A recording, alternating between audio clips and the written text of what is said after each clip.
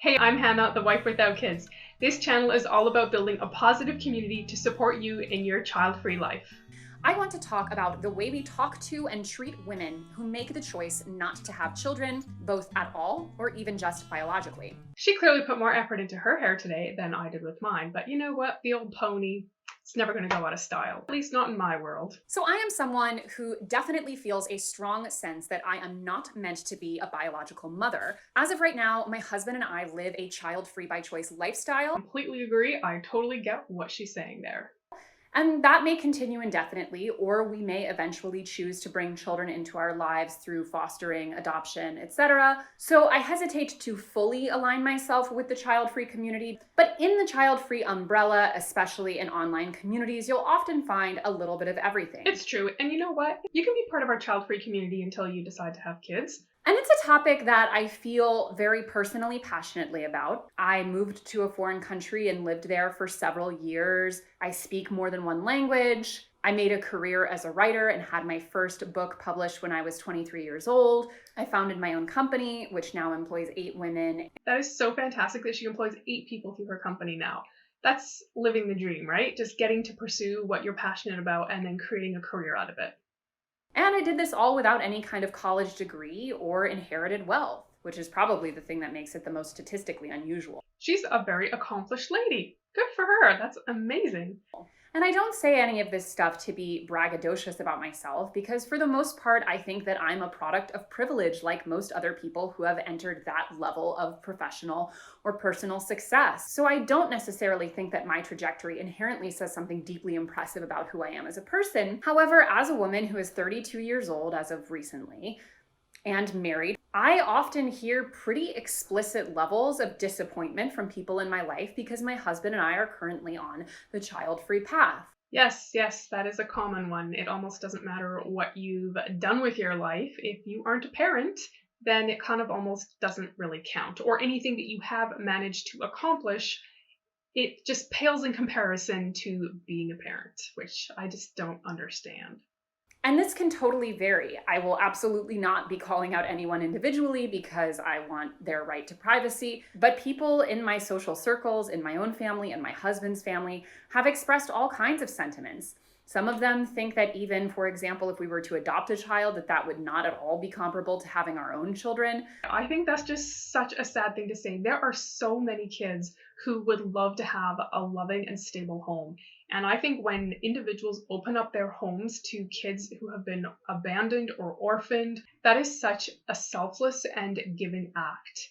If anything, sometimes there is more risk in adopting a child because they come from a genetic code or a family that you maybe don't know that much about. And they may face struggles that your own biological child might never have. So I think it's actually very selfless. Some express that I'm essentially setting myself up for a very empty life because I'm not choosing to have children. Some of them have almost explicitly never asked me any questions about any of the things that I do in my day-to-day life, but frequently ask me about children in a way that's more than a little passive-aggressive. Because it's almost like all of those things don't really matter. If you're not having a child, then who cares about the rest of your life? I don't know. It's so strange because I just cannot understand why people get so bent out of shape and worked up when individuals decide not to have kids. I don't really understand why it's such a big deal to people. We're not stopping anybody else from having children. We're just making the choice not to have our own. I've had people break down in tears to me about the fact that me not having children is robbing them of something. And I try as much as possible to approach this all with a great deal of empathy because I do understand that for most people, it is a life choice that is A, difficult to understand, but also B, if you really love the person who is making a child-free choice, you maybe on a personal level deeply want them to be a parent. You think they are meant to be parents, that they would be good parents. And therefore, it can be acutely disappointing for them not to take that path. I think that is very true. I think that there can be parents who are upset that they may not get grandkids from you or your siblings who don't get to be aunties and uncles to your children. And I guess for some people that's very problematic and they're very offended, hurt, upset by your choice to not have children. But the reality of it is they get to make their own choice to have kids. Once you're an adult, we each individually get to make those choices for ourselves. We are not dependent on someone else to make our life's choices for us, thank goodness.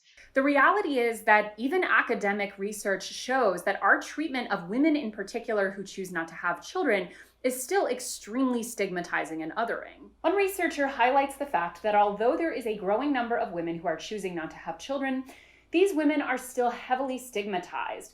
That is 100% true. And just go to any of my YouTube videos and scroll long enough, and you'll see some sort of comment that plays very much into this statement.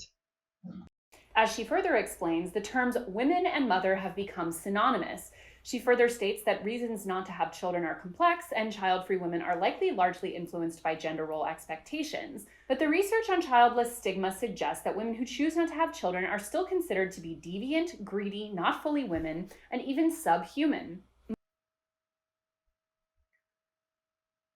What is a subhuman? Half a human? Also deviant? If you don't want kids, you're deviant? Mullen interviewed 24 child-free men and women and found that the majority of these participants responded that others often viewed them as cold, peculiar, materialistic, and egotistical. Birth rates also fell for women in their 20s and early 30s in 2019, but rose for women in their early 40s. Do you guys remember when it was like really popular for teens to get pregnant? I know they have like that pregnant teen show. I don't know what it's called. I've never watched it.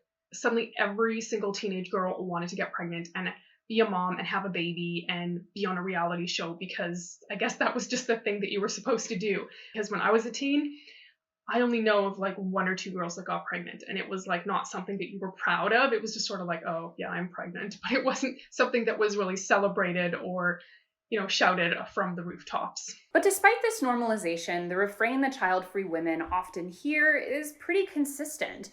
Probably the most popular one is that we're missing out on something that will never be the same without, or is essential to our happiness or even our fulfillment as women. Some of the other greatest hits include, you don't know what you're missing, don't be so selfish, why even get married if you don't want kids? That one makes me crazy. I just had someone say that to me the other day. Why are you even married if you don't have kids, or if you're not going to be a mom? What does being married have anything to do with having kids? Just because you're married doesn't mean you have to have kids. And there are lots of women who have children that don't get married. Like, I understand traditionally people got married and they had kids, but we live in the 21st century. A lot of people aren't even choosing to get married anymore. So I'm not really sure why marriage equates to, well, you're automatically going to become a mother. What are you going to do when you're old? Are you just afraid you'll mess up your body? I've heard basically all of those in some form or others, and I have to say that even though I've made a kind of peace with it on a human level, it still more bothers me sociologically that this has continued to be considered socially acceptable, both from working on the internet for over a decade now, and also because I genuinely view my life with a very, very high level of fulfillment and actualization. I'm able to sort of take some of this commentary in stride and not really take it too seriously. I think you just sort of have to take it in stride. I mean, if every time someone left a nasty comment or said something mean to you, I mean, we would be so like wrapped up in this, like, oh, people hate me because I'm child free. And I feel like you couldn't even live your child free life because you're so worried about what other people are thinking. So yeah, you just sort of have to take it in stride. But that doesn't mean that it still doesn't like sting a little bit, or that it's strange that these things are still socially acceptable and that people continue to say them. And it's almost like people are just saying something without really thinking about it. But you don't even really know why you're saying them. You're just saying them because that's what you say to child-free people. But there are millions of other women every day who are hearing this same kind of feedback who may not have the tools in their mental health toolbox to deal with it in a productive way. And frankly, it should not be socially acceptable to make this kind of judgment on people's choices. Obviously, the most socially risky element of all of this is that just because a couple happens to be child-free does not necessarily mean that this is by choice. And raising questions about it can obviously bring up many painful, serious issues. And I feel like this is an area where people just lack sensitivity. They don't realize that when you see someone who doesn't have kids, it doesn't always mean they're choosing that. And that would be really awkward and really hurtful. But beyond that, even if the couple is openly child-free by choice, the idea that you as a stranger or even as a family member should have a right to impose your judgment or influence on that is really ridiculous. There are many other life choices that we do not consider at all as up for debate and discussion as the idea of having children. I feel like this is the one that is plucked out of all the choices and made to be like the example or made to be a big deal, when there are people who are doing all sorts of things that maybe aren't traditional. They're living life in a way that is completely not traditional, but nobody says anything about those choices. And so I wonder why it is that the child-free life choice is the one that sort of seems to get stomped on. But perhaps the most frustrating thing about this demonization of people, and particularly women who choose not to have children, is that it completely misses the point. Even though having children is objectively necessary to sustain humanity and for many people is a miraculous and wonderful life choice, we are also objectively creating a society which is making it increasingly difficult for people to make the choice to have children. In fact, the US is the only country among 41 nations that does not mandate any paid leave for new parents. I mean, obviously there are some exceptions, but for the most part, women can get a very decent mat leave here in Canada. The jobs that I've had when girls have gotten pregnant, they all take a year off and it's paid mat leave. Like I said, there are exceptions. Not every single job is like that. And this is why it's so frustrating that we continue to put the same narratives on women who make the choice not to have children. Because in many cases, if we were creating a situation that was much more supportive of that choice and giving them the resources in order to make it comfortably and to not have to choose between a career and having a child or staying at home to raise the child, many more women might be likely to make that choice. That's very interesting. I actually hadn't thought about that, but you're right. Some people just choose not to have kids because they can't financially afford it. And so the choice is by default, okay, well, I guess I'm not going to be a mom. It's also hard to ignore that a lot of this dichotomy that pits child-free people and parents against each other stems from a kind of latent resentment. The truth is that having children is extremely hard, and seeing people opt out of that choice and still come across as fulfilled and happy can feel almost unfair, because why then should certain people take on the burden of having to raise the next generation when other people can happily escape that reality and not feel like they're missing anything? I think that's where a lot of the negative comments can come from. Yes, parents have absolutely made that choice to be parents, but I think nobody really knows what they're in for until you're in the trenches and you're doing the parenting thing, and it can be relentless, I'm sure.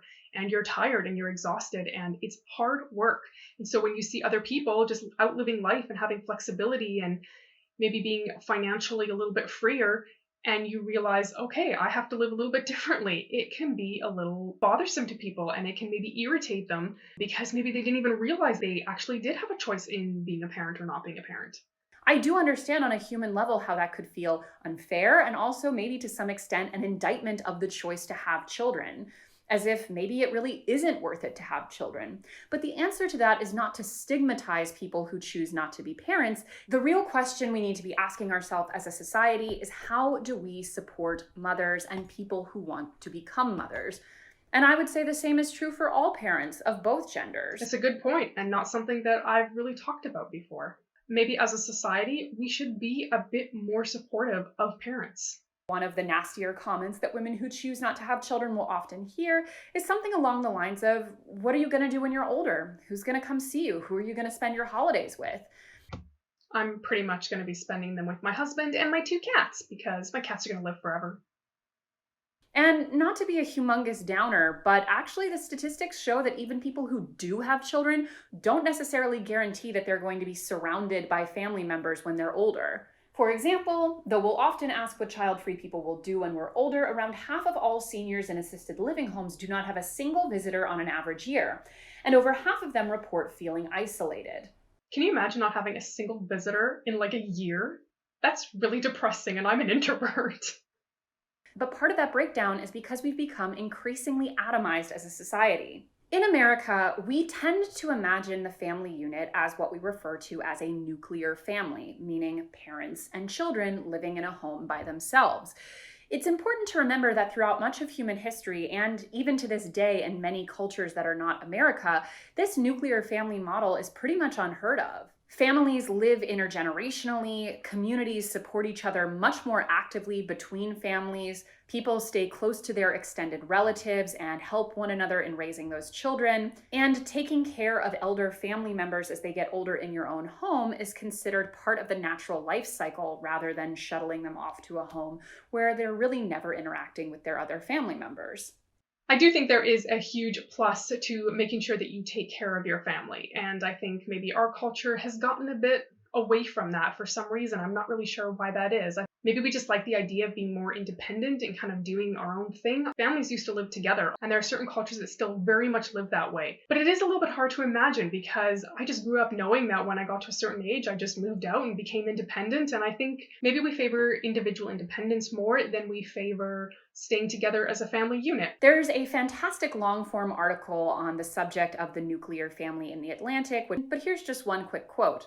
If you want to summarize the changes in the family structure over the past century, the truest thing to say is this. We have made life freer for individuals and more unstable for families.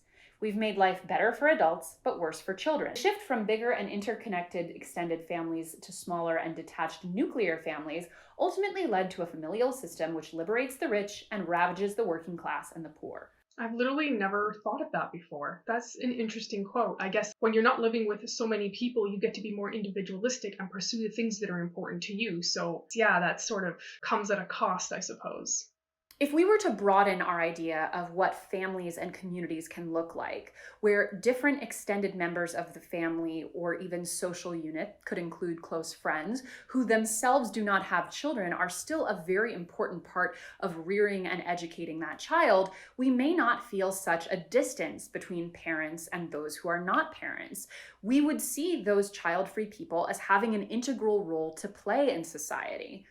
I know it doesn't work like this in every single family, but I think for my family, we are actually quite a close family. We spend a lot of time together. In general, my family is very inclusive of each other and we help each other out. Because frankly, those who do not have their own children have more energy and more time to support the rest of their communities. But all of that assumes, of course, that the child-free person does want to be a part of children's lives, which is very much my case. I love children, but there are also probably some child-free people who want essentially no contact with children and certainly don't want to be a part of raising anyone else's. That's very true. I get comments sometimes from people and they're like, I hate children. I don't want to be anywhere near them. So you obviously don't have to spend time with children if you don't like them. But here's the thing.